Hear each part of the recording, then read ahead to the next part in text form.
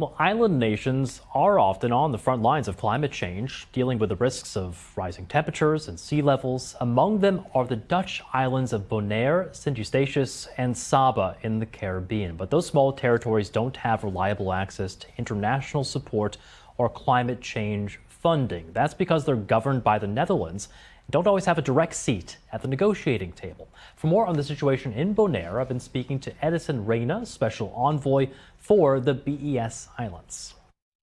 You know, we're halfway through right now these climate negotiations in Brazil at COP30. The world right now on track to blow past, most if not all of its climate goals. What do you make of where these climate talks stand right now?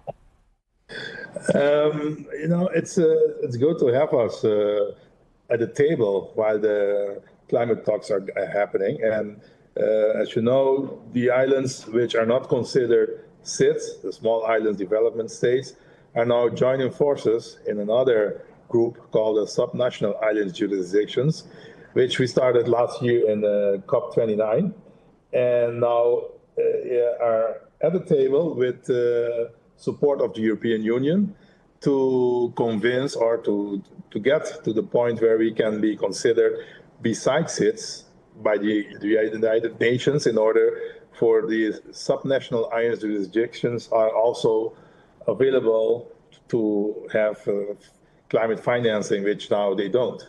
Just before I let you go, you mentioned some of the climate effects on Bonaire. I believe one study says up to 1/5 of your territory could be underwater by the end of the century.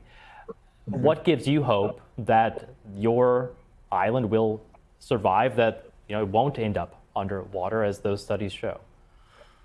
Yes, it's a good question. And, as a small island, you don't have lots of influence in holding back the climate change. So we better see how to adapt to the changes that we have in the coming years, so how to adapt to sometimes a very easy move to higher places, how to adapt our economy. Like, for instance, where we have one big industry here on the island, on the southern part, which is historically one of the biggest industry we have in Bonaire, is the salt industry. And if the